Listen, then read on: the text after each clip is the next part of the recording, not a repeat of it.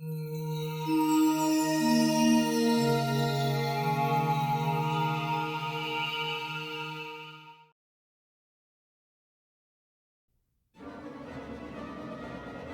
is a man of steel, the other a Cape Crusader.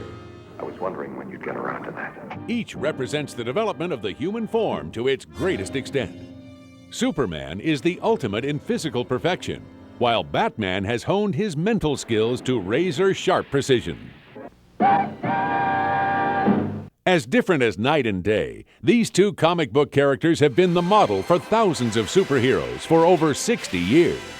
Along the way, they've been adapted to moving picture media more often than any other comic characters. The Adventures of Superman!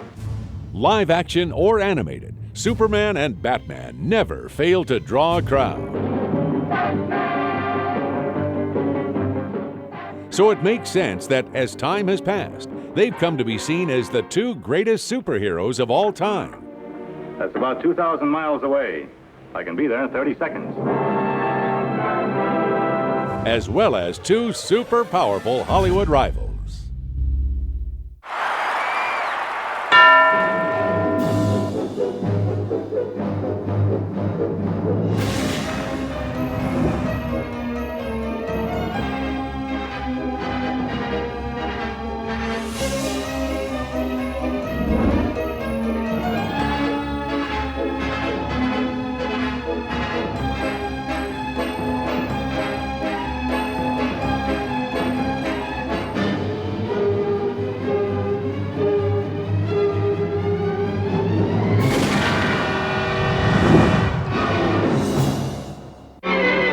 At one time, comic books were seen as the cause of juvenile delinquency.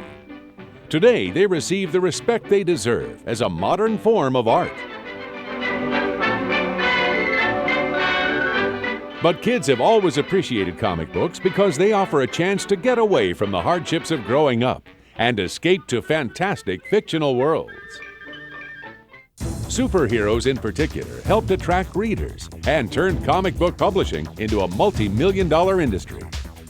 At the same time, they became recognizable figures used to sell products. A powerful, fully transistorized Dick Tracy two-way wrist radio is a real electronic instrument. Make sure all the fellows get their A-OK Dick Tracy wrist radio so they can keep in touch. Or promote a cause. Usually, these heroes can be grouped into two categories: those with superhuman strength who defeat enemies with sheer power, and those with normal physical prowess but advanced intellect who use their minds, skills, and strategy to outwit foes. The archetypes for these characterizations were none other than Superman and Batman. Every superhero today owes a debt of gratitude for their existence to these two icons. They have each lasted for over 60 years as long-running characters published by the company now known as DC Comics. Both began their crime-fighting stints in the late 30s, in the midst of a period known as the Great Depression. With so many people out of work and poverty reaching never-before-seen heights, America was looking for heroes who could stand up for the common man. Enter mild-mannered reporter Clark Kent, who removes his glasses and business suit to become the last son of Krypton, Superman. The year is 1938. Two young men named Jerry Siegel and Joseph Schuster are hoping to break into the new field of comic books.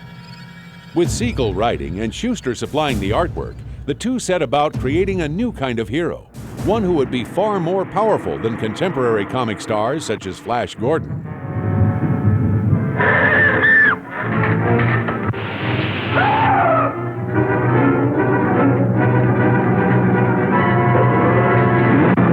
Their character would be bigger and more than human. In fact, he would be an alien. Superman was Kal-El, an orphan from the planet Krypton, sent to Earth in a rocket ship by his father Jor-El, just before their world exploded. On Earth, the baby was found and raised by two residents of Smallville, Jonathan and Martha Kent. But since this planet's atmosphere was different than on Krypton, the boy possessed awesome powers. He had super strength, invulnerable skin, X-ray, and heat vision. And best of all, he could fly.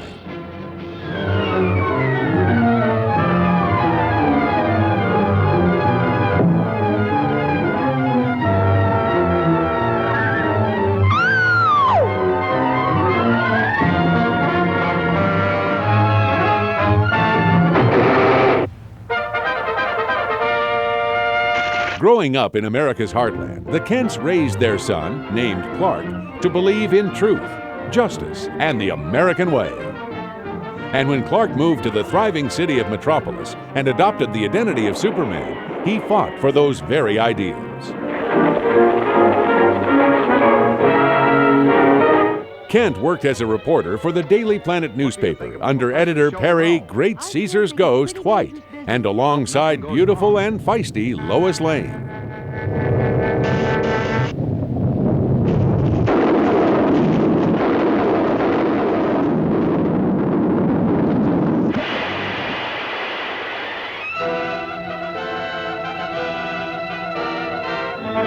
Uncanny how Superman turns up just when you need him.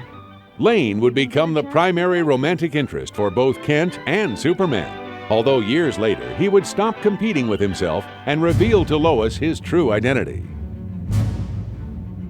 As the years passed, more new characters would be introduced, including Jimmy Olsen, Supergirl, and even Crypto the Super Dog, as well as a host of villains, including genius Lex Luthor, Brainiac, and the mischievous imp Mr. Mxyzptlk. Superman himself was fashioned after silent screen swashbuckler Douglas Fairbanks, who starred in such pictures as The Mark of Zorro, Robin Hood, and The Black Pirate.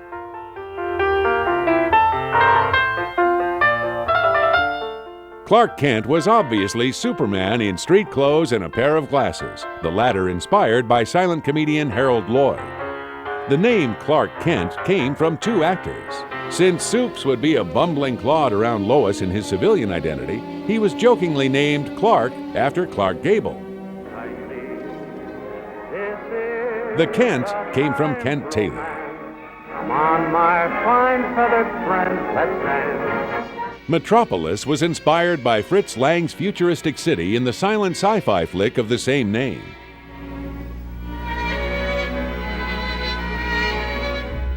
Siegel and Schuster tried to sell their concept to national periodical publications, later DC Comics, but the editors rejected the character as too far out. Flash Gordon and Buck Rogers were fine because their adventures took place in a future time, but an alien on Earth, in the present day, forget it. Eventually, the editors were convinced otherwise, and Superman appeared in the first issue of Action Comics. He was a huge success. Kids couldn't get enough of the Man of Steel. Soon he was headlining his own book called Superman, which also became a bestseller. Unfortunately, Siegel and Schuster had handed over the rights to their creation for a paltry sum. It would be close to 40 years before they received any substantial financial remunerations or the recognition they richly deserved. In 1939, National Periodical wanted a hero to cash in on and rival the success of Superman. So artist Bob Kane, with some help from writer Bill Finger, used a variety of influences to create a character completely opposite to Supes. Batman was a detective who worked at night, his dark cowl and cape designed to strike fear into the hearts of criminals, whom he saw as a superstitious, cowardly lot.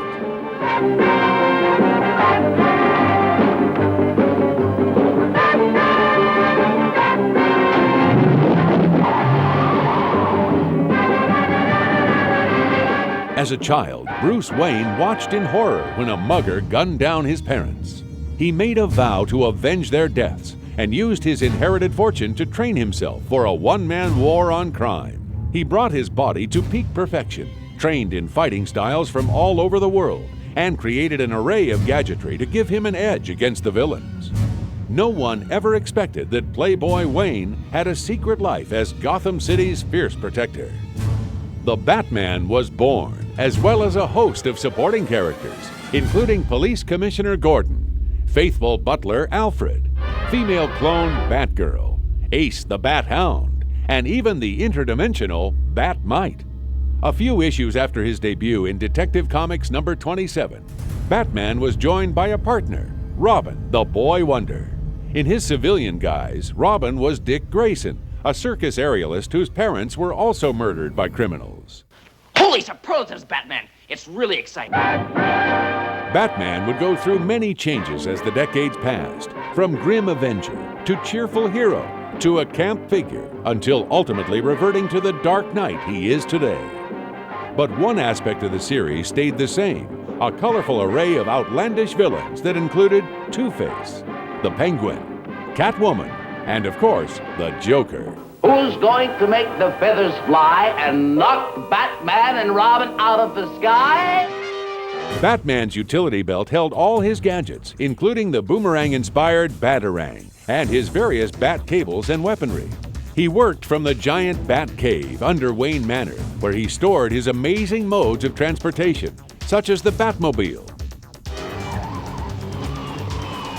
the Batboat, the Batplane, and the Batcopter. The actual character was an amalgamation of influences on Bob Kane.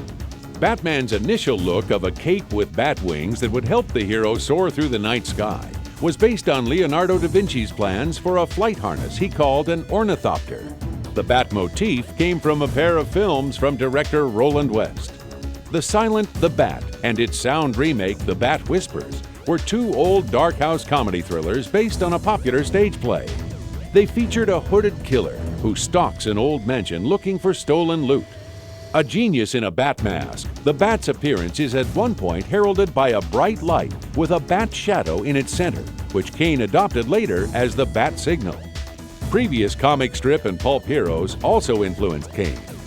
Batman's detective skills and his colorful array of foes were inspired by Dick Tracy, while his dark demeanor and frightening effect on criminals was obviously an homage to the pulp and radio character The Shadow.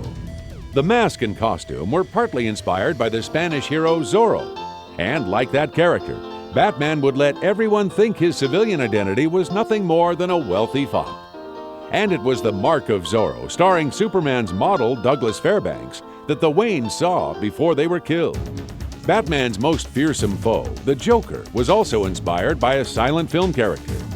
Conrad Veidt's The Man Who Laughs, the tragic story of a man whose face is frozen in a hideous grin, was the basis for the infamous Clown Prince of Crime. Have you heard this one? It'll kill you, Batman! Batman was an enormous hit, like his predecessor Superman, and was soon launched in a second title named after him. It wasn't long before the two met up in the pages of the comics.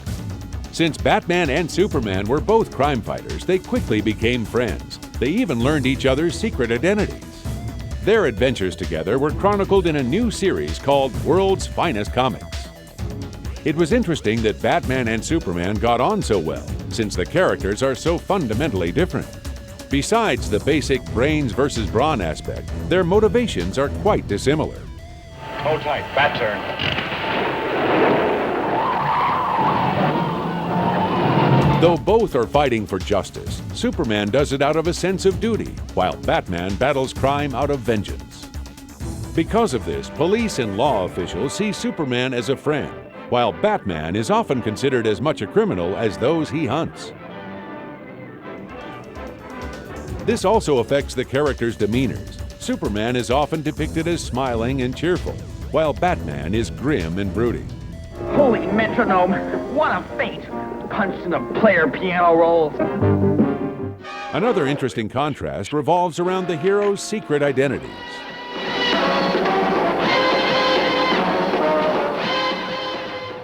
Superman created his Clark Kent alter ego. His real self was the superpowered alien from Krypton. On the other hand, Bruce Wayne came first and fashioned his Batman persona later in life.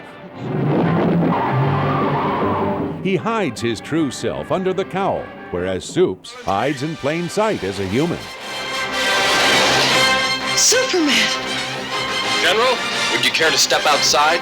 Together, Superman and Batman influenced scores of future superheroes. Most of them wore tights and/or a cape, and hid their secret identities under masks. Often, as in the case of Marvel Comics' Spider-Man, The hero was affected or traumatized by the loss of one or more parents, just like Kal-El and Bruce Wayne. Some heroes, like Fawcett Publications' Captain Marvel, were so close to Superman that DC initiated lawsuits. But in this case, it may have resulted from jealousy more than copyright infringement. For a while, Captain Marvel was continually outselling Superman at the newsstand.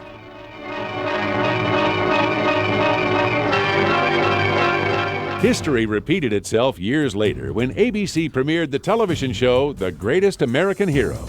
Although this program's hero was actually empowered by the red suit he wore, DC felt the concept was still too close to Superman, and they sued. Superman was so popular by 1940 that he was already appearing in his own radio series. The show was immensely popular and actually introduced elements of the Superman mythos before the comic did. This included characters like Perry White and Jimmy Olsen, and the first mention of kryptonite. Radio would be one medium where Superman outdid his rival Batman. Bats never had a radio show of his own, though he did frequently guest star along with Robin on Superman's show. Up in the sky! Look! It's a bird! It's a plane! It's Superman! Superman and Clark Kent were voiced by actor Bud Collyer, who also lent his talents to Max Fleischer's series of Superman cartoons. Even today, these shorts are still amazing with their fluid animation and thrill-packed action.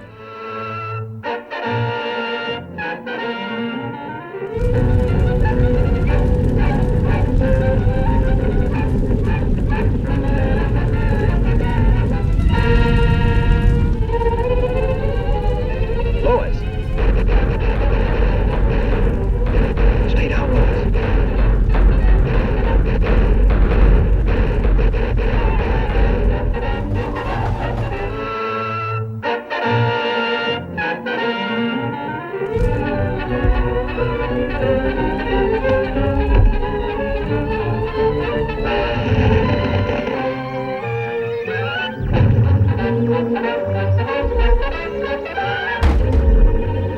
Come in base 3X. Come in base 3X.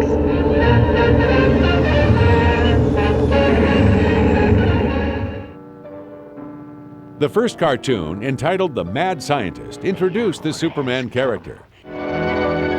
Kent, I want to see you. Just received another threatening note. Okay, Mr. White. Lois, another note from the mad scientist. Coming in, Chief. Now listen to this warning. He plans to strike tonight. Faster than a speeding bullet. More powerful than a locomotive. Able to leap tall buildings at a single bound. The infant of Krypton is now the man of steel, Superman! And even presented the destruction of the planet Krypton in the opening moments. Superman would go on to battle more evil scientists as well as robots.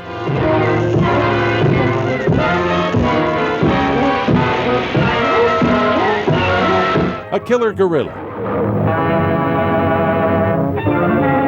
And a giant dinosaur.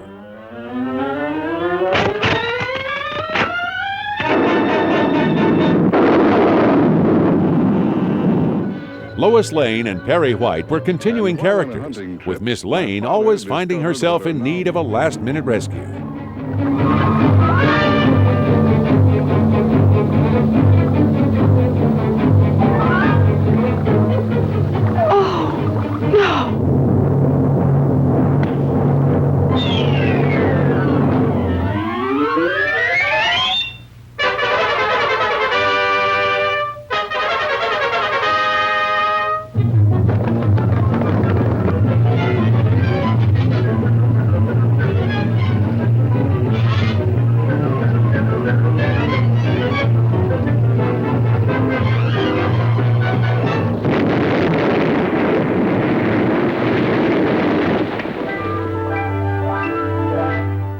As America entered World War II, Superman found himself fighting for his adopted country.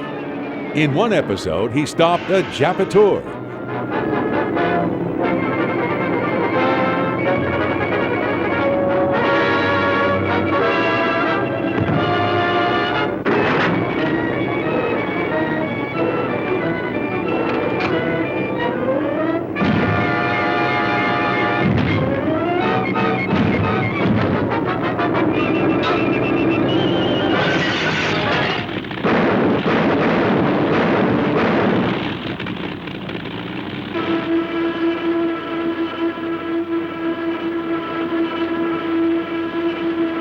while in another he traveled to Japan to engage in sabotage of his own.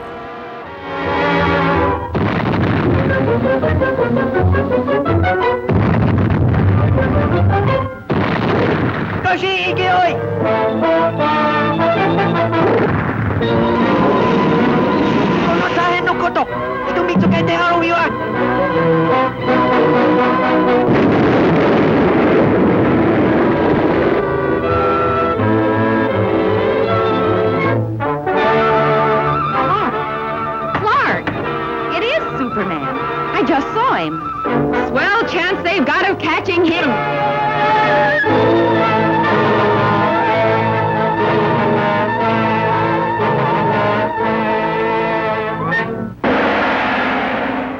Another cartoon had Supes wrecking one of the diabolical plans of the Nazi regime and ended with an upset Adolf Hitler seething over the radio news. During this action, an entire fleet of Axis submarines was destroyed by American dive bombers, affording the troop ships a safe crossing. On the mighty mission, praise the Lord and pass the ammunition and we'll...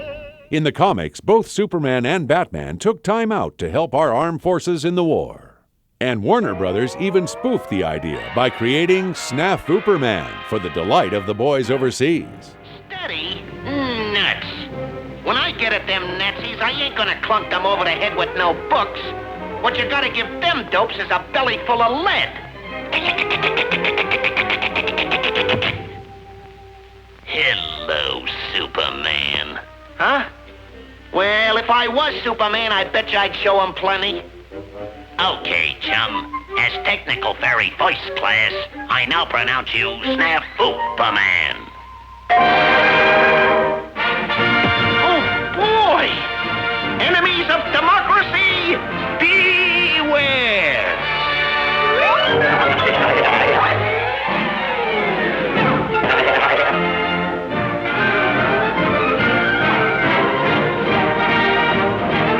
This looks like a job for Snafuperman!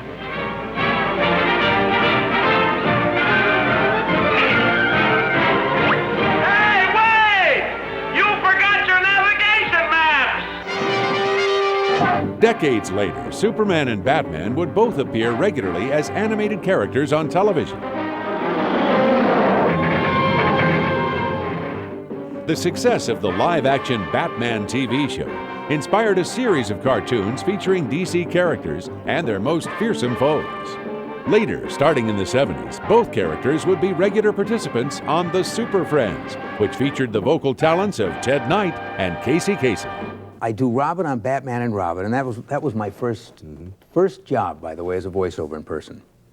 And Olin Soule, a great old radio star from years ago, did Batman. I did Robin, and Ted Knight did every other part. After the success of 1989's Batman film, a new animated series starring the Caped Crusader debuted.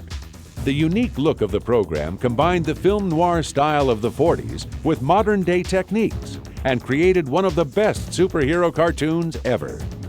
Kevin Conroy voiced Bats, while name celebrities like Mark Hamill and Adrienne Barbeau supplied the vocals for villains such as the Joker and Catwoman. The series spawned feature-length productions such as Batman, Mask of the Phantasm, and Sub-Zero, which appeared in theaters and on video. And soon a Superman series featuring Tim Daly was being produced by the same company. It too had a unique look and led to the Superman-Batman movie, in which the heroes reluctantly team up to fight Lex Luthor and the Joker. With the power of these lenses, I can turn the inside of this mountain into hot, molten rock. The serials of the 40s and 50s were filled with live-action heroes, so naturally studios looked to DC Comics to supply their most famous characters.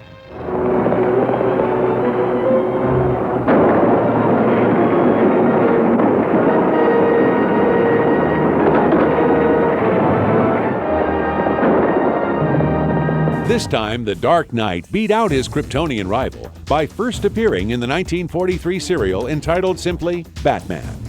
Lewis Wilson and Douglas Croft starred as the dynamic duo, helping to do their part in the war effort by stopping evil Japanese villain Dr. Daka, played by J. Carroll Nash. Destroy the democratic forces of evil in the United States to make way for the new order. And the page, step up to him. Slap his face. Step back.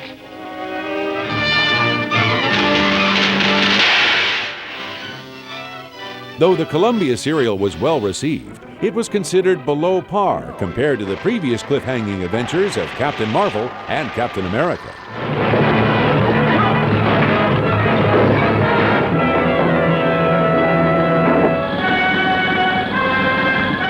But the dynamic duo did return in 1949 for Batman and Robin, with Robert Lowry and John Duncan taking over the roles of Bruce Wayne and Dick Grayson. We're being flown by remote control. We're in the hands of the man who stole the machine. This one featured a mysterious villain known as the Wizard. I'll be able to control everything that moves, including man himself. Where is that formula? I'll never tell you. I see I shall have to persuade you. Watch my eyes. No, I won't. As well as actress Jane Addams in the role of Bruce Wayne's comic book love interest, Vicky Vale. The Batman serials were fun, but they paled in comparison to the Superman ones.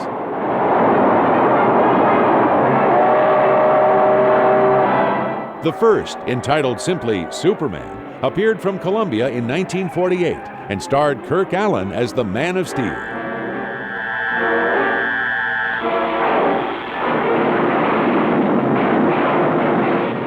Carol Foreman portrayed a rather inane foe dubbed the Spider Lady. Also in the cast were Noelle Neal as Lois Lane and former Little Rascal Tommy Bond as Jimmy Olsen.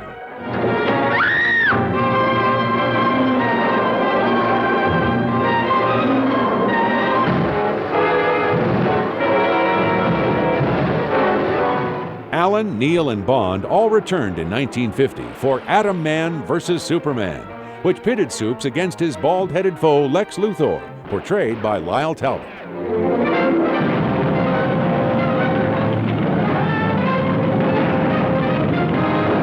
I am the Atom Man. I built it for one purpose, to dispose of Superman. In order to fool Superman, Luthor wears a cumbersome helmet and takes on the identity of Atom Man. Both cliffhangers were hits for Columbia, though fans continually debated about the integrity of the animated flying scenes. Now I'll fly you back to your office. What about these men? I'll send the police for them. Inspired by the success of the serials, DC Comics decided it would be a good idea to create a Superman TV series. It's Superman! They tested the waters first with a feature released to theaters. Superman and the Mole Men premiered in 1951, with George Reeves portraying Clark Kent and Superman. In a small town, he averts a tragedy when the closed-minded townspeople, led by Jeff Corey, try to destroy a race of mysterious underground men who mean them no harm. Reeves was fantastic in the role, and he would play Superman in the television series, which lasted from 1953 until 1957. Unfortunately, he would be typecast in the role, which depressed the actor immensely. After all, he had been one of the Tarleton twins who romanced Scarlett O'Hara in 1939's classic film, Gone with the Wind. He died in 1959 when he purportedly took his own life, but the full story surrounding this event continues to remain an unsolved mystery. Phyllis Coates portrayed Lois Lane in the feature and the first season of the show, but she was later replaced by Noelle Neal from the serials. Tommy Bond was also asked to return as Jimmy Olsen, but the role instead went to Jack Larson. They got me a call to me to be Jimmy Olsen again. And I said, I'm sorry guys, I quit. When I quit, I quit. That's it.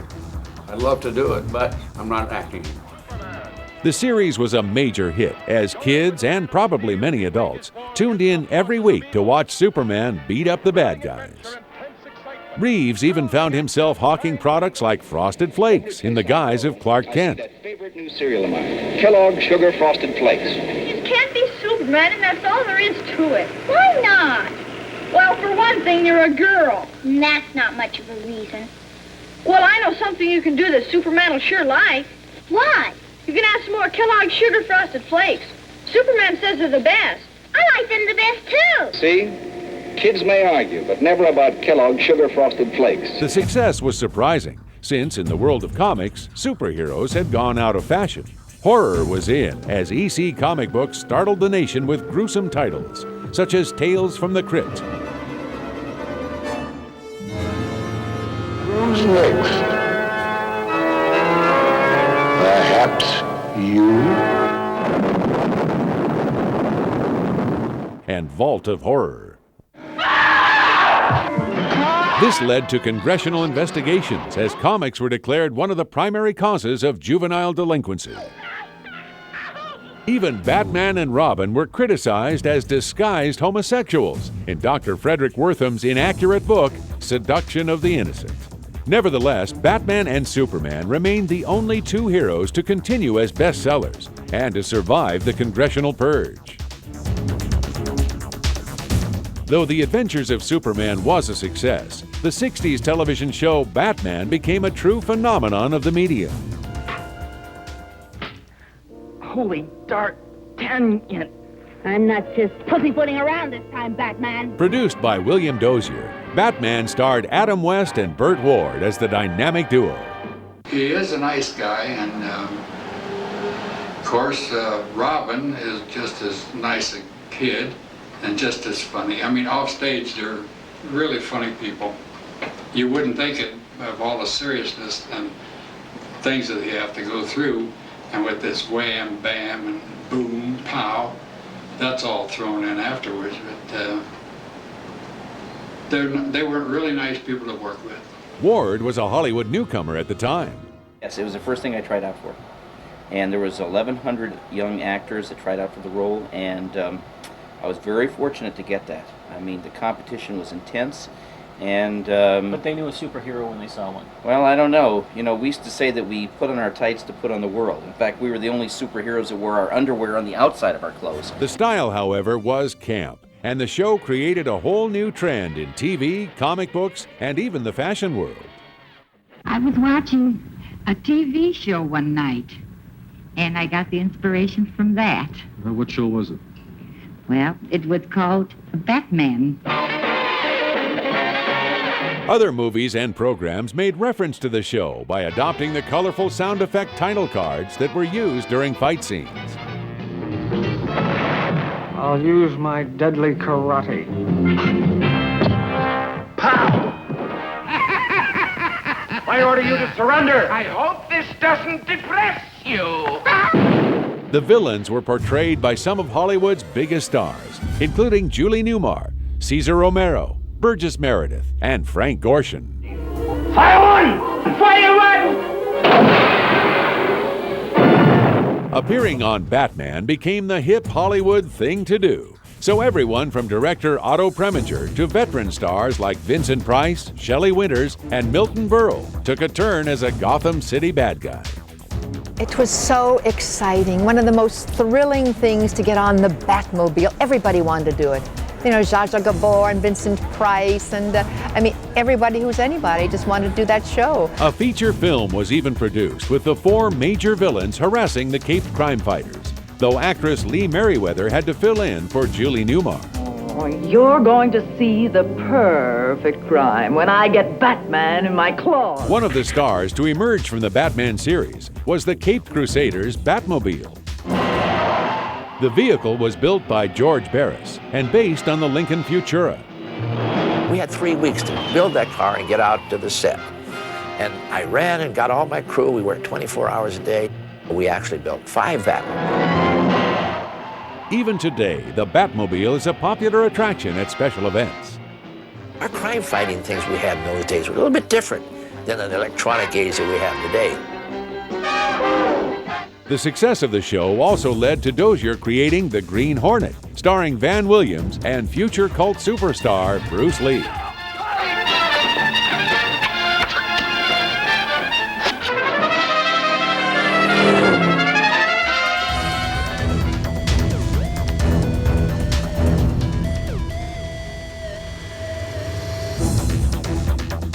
In one memorable episode of Batman, Williams and Lee guest starred as the Green Hornet and Kato.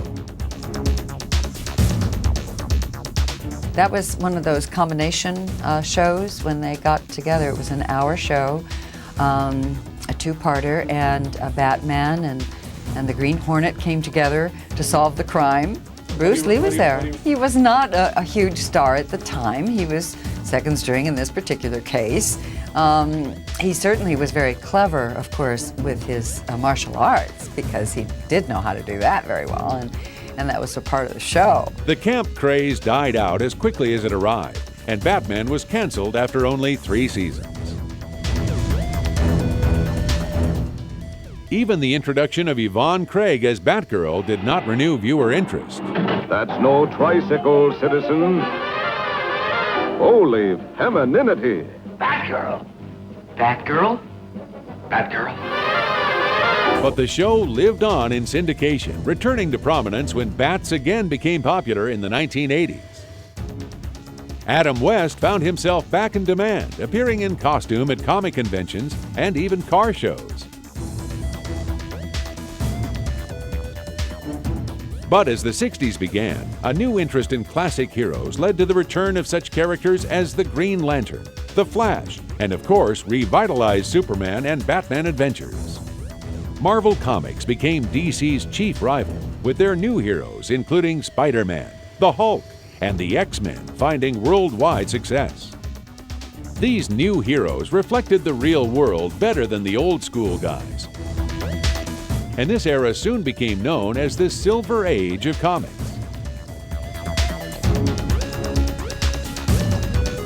In the 70s, science fiction became hot thanks to films such as Star Wars and Close Encounters of the Third Kind, which featured top-of-the-line special effects.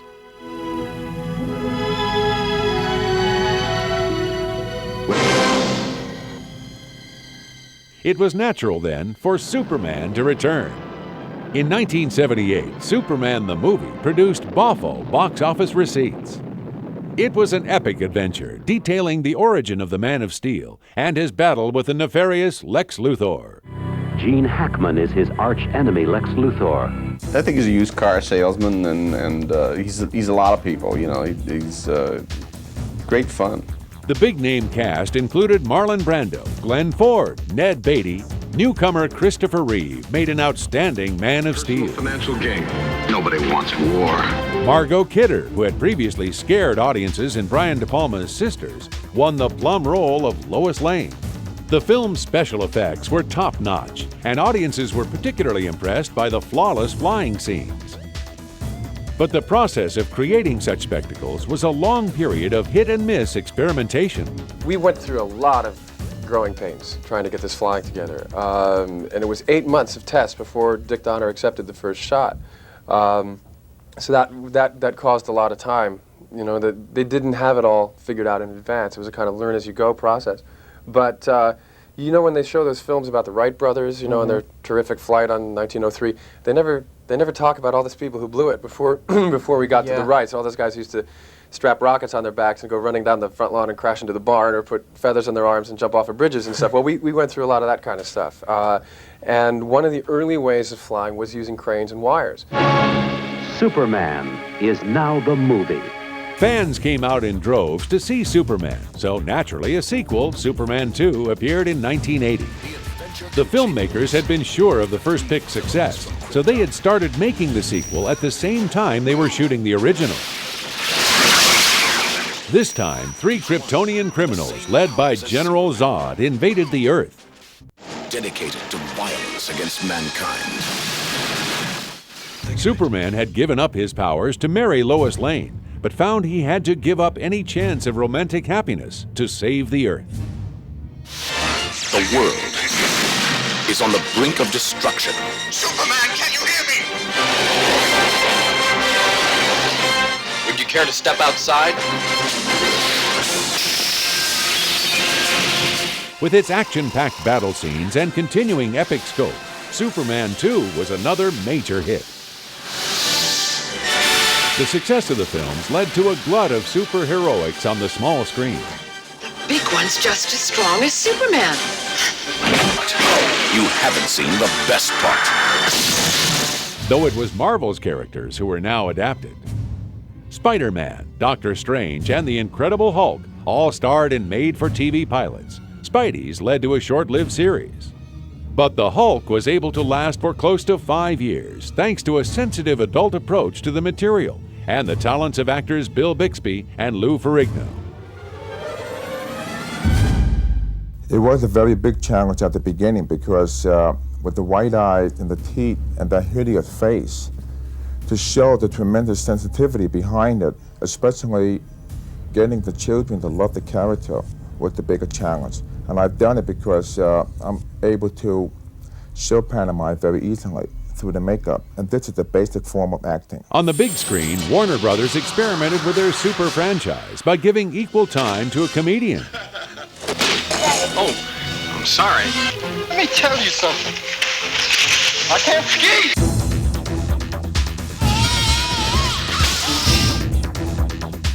Superman 3 featured the return of Chris Reeve as he battled villain Robert Vaughn and his supercomputer. I asked you to kill Superman, and you're telling me you couldn't even do that one simple thing. First fighting against, then helping the Man of Steel was none other than Richard Pryor. Know something? You're a genius. Thought you never get here. Well, I hope you don't expect me to save you, because I don't do that anymore.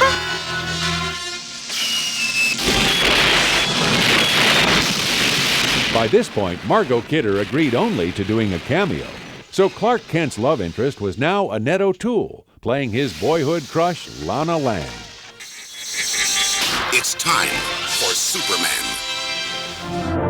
Supergirl, sent to Earth on a secret mission that brings her face to face with diabolical villains. Who is she? You know, I think I recognize the costume. 1 year later, Superman's cousin, Supergirl, won her own feature.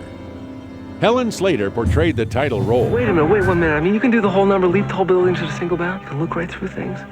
Yes. Bend steel bars? Yes. Like Superman. He's my cousin. Whoa. With Faye Dunaway starring as her foe.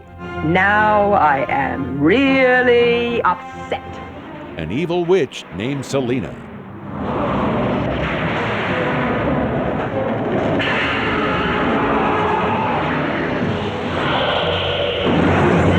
I'm considering nothing less than world domination. You've had your fun, Selena. The game is finished. By the time of Superman 4, The Quest for Peace, fans had lost interest. Though Reeve was back as Supes and Gene Hackman returned as Luthor, the film, which featured Superman destroying all nuclear weapons, was a box office disappointment.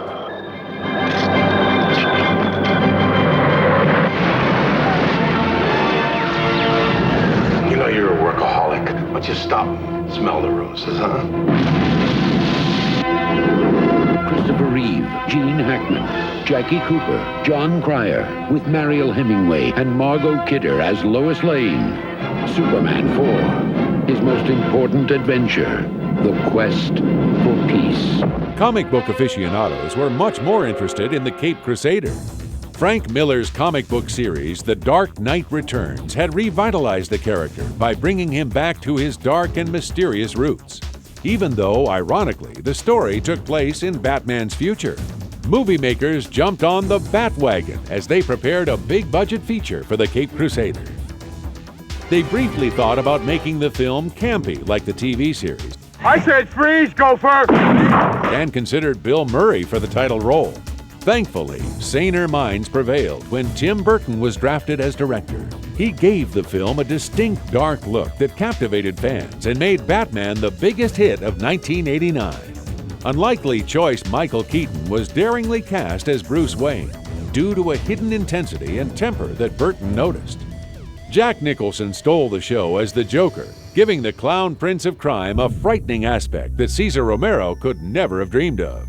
Kim Basinger, Jack Palance, and Michael Gough rounded out the cast. So successful was the film that Keaton came back for Batman Returns, a 1992 release. Burton again directed, this time making the film even darker and grimmer than the first pick.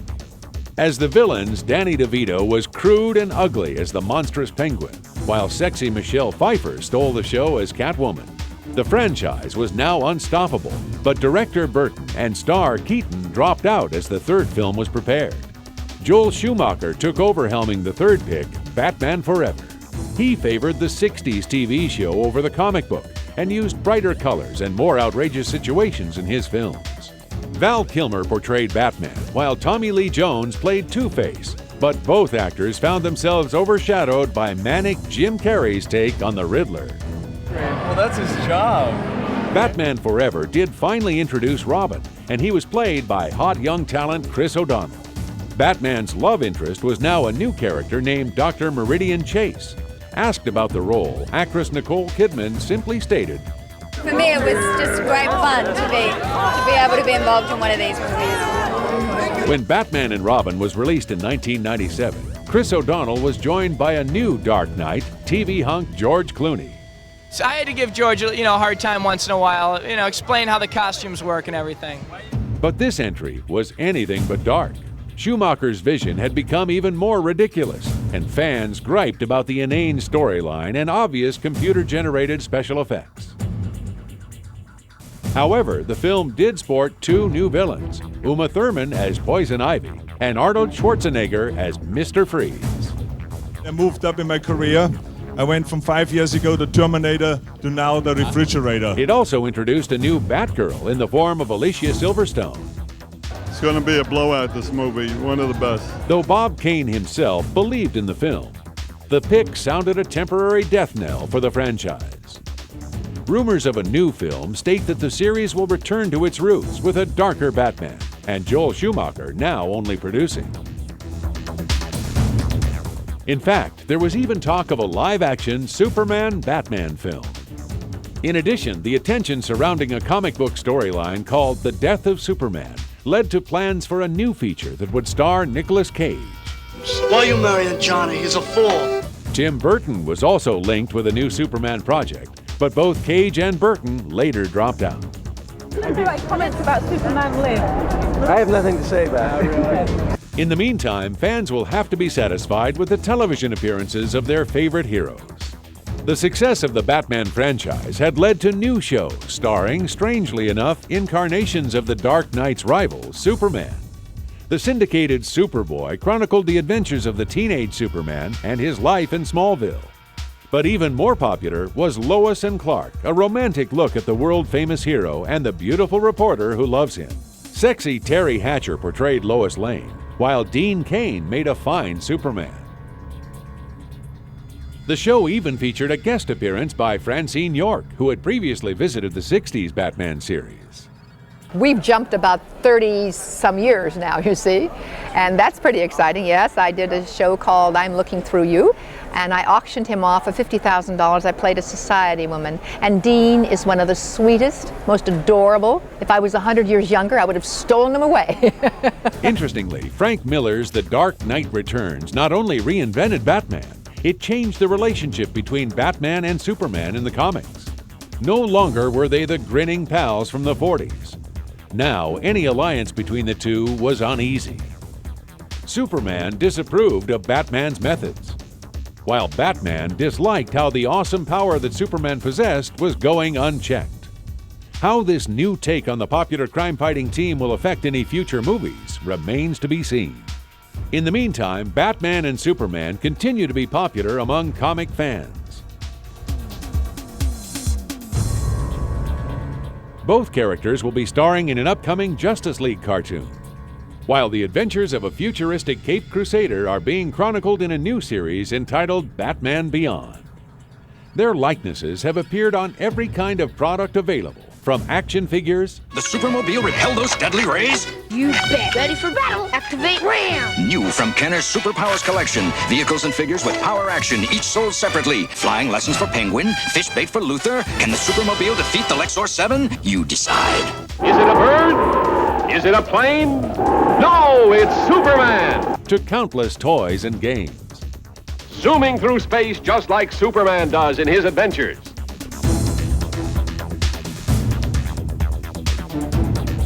And they will continue to be popular so long as there are crimes to avenge and evil geniuses to foil. Superman and Batman remain the two greatest superheroes of all time, iconic figures recognizable the world over. And whether they are the smiling chums of the 40s and 50s or the uneasy allies of the 80s and 90s. In the moving picture realms of television and film, the world's finest team will always be great Hollywood rivals as well.